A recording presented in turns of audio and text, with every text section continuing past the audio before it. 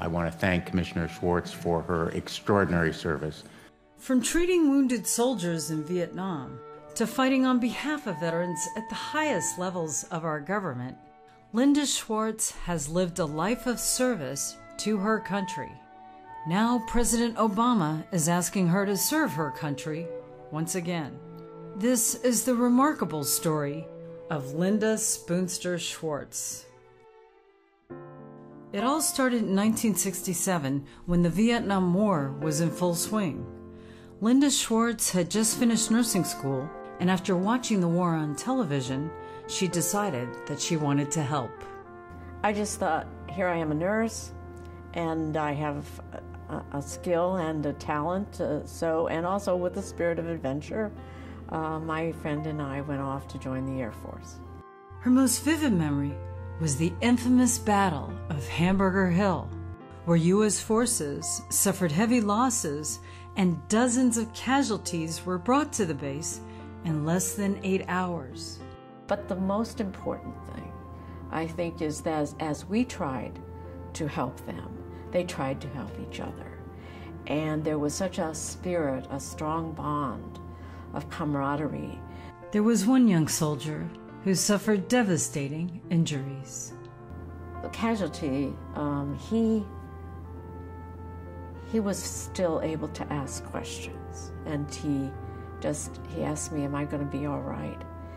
And I know that I am not the only nurse that told kind of like a white lie. I said, you're going to be fine. You're going to be fine. After Vietnam, she returned to America to train as a flight nurse, working on C-141 aircraft, which carried up to 60 patients at any given time.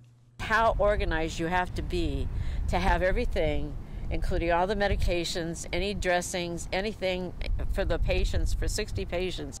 As a flight nurse, she flew missions all over the world, including the evacuation of Americans in Iran before the fall of the Shah.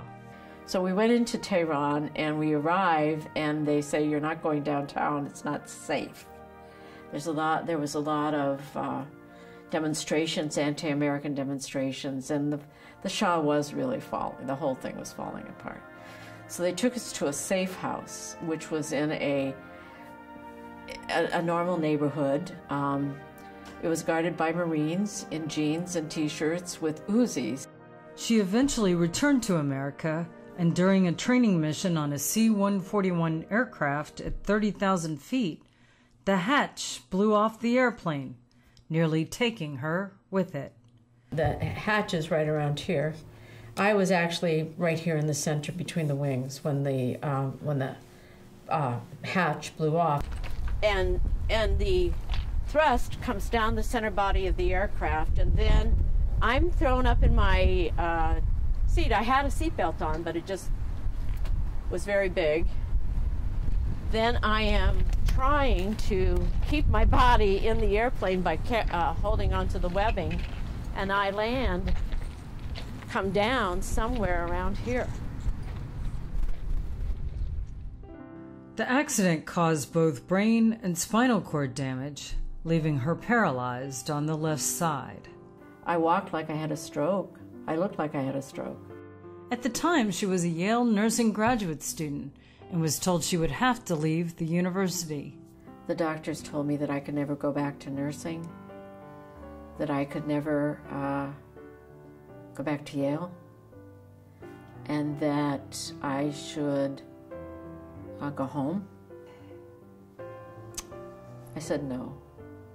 And I just kept saying no over and over and over again. Besides dealing with the aftermath of the accident, she also struggled to acquire health care in a system which did not want to acknowledge her injury. Just sign this paper and we'll forget everything and you can go back into the military. No, I can't. Because I can't do my job, because my left eye won't open and my left arm won't work, and why would I do that? When she appeared before Congress to testify about her injury, she openly challenged two Air Force generals, Jean Holm and Sarah Wells. They're all saying everything is good for women in the VA, because in the canteens we have women's lingerie and women products. I said, you know, General Holm, General Wells, I have the greatest respect for you. I don't know where you've been, because it certainly hasn't been where I've been. I mean, I really did that. And I told about my problem with trying to get VA benefits. And so that is how the advocacy began. As a Yale nursing researcher, Schwartz also challenged the infamous ranch hand study, in which the Air Force claimed minimal health effects from the toxic Agent Orange program during the Vietnam War. I remember being at one of the meetings where they had shown an increase in brain cancers in the people who were studying the ranch hand study. And the Air Force wanted to put this in the executive summary. But the people that did the study of the ranch hand said, no, we want it buried in the back. And I get up under the civilian commentary and say, you know what's going to happen if you don't put that up front? Somebody's going to read this whole report, and they're going to see it in the back, and they're going to say, see, the Air Force has been lying to us all along. So put it in the front. They said, well, who would read the whole report? And how would they know it's there? Who would tell them? I said, I will tell them. I will tell them. So please, don't disgrace the United States Air Force. Due to her continued activism on behalf of veterans' causes, Schwartz became a trustee for the Veterans Home in Rocky Hill, Connecticut.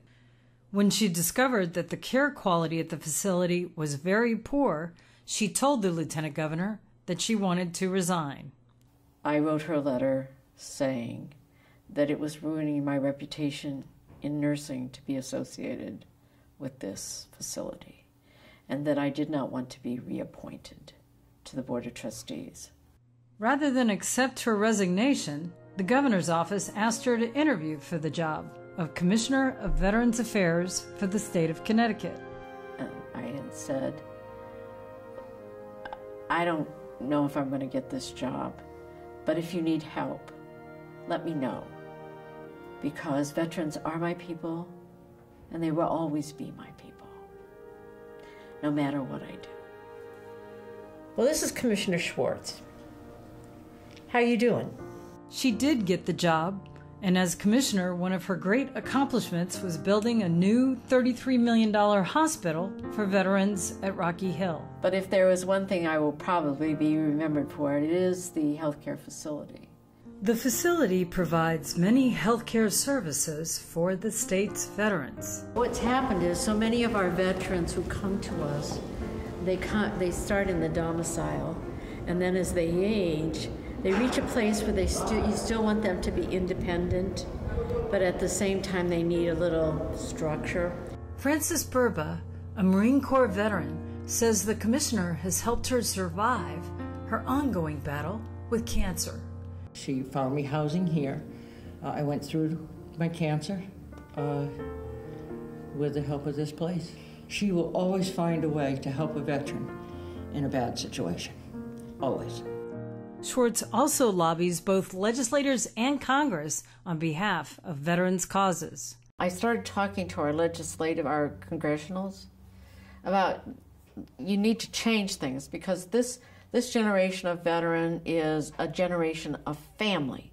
They are also not a generation that's going to drive 60 miles to see their doctor. So we have to create a new reality. So Congressman Larson asked me to write it. It was called Forging a New Future for Veterans in the 21st Century, and it was circulated. The document caught the attention of President Obama, who has appointed her Assistant Secretary of Policy and Planning for the Veterans Administration. I did not apply for the job. The White House called me.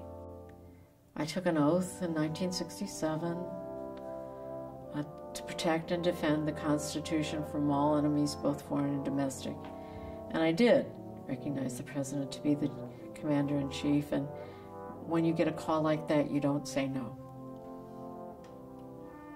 When she goes to Washington, Schwartz hopes to lead transformational change in the current VA healthcare system. The VA model of care is passé.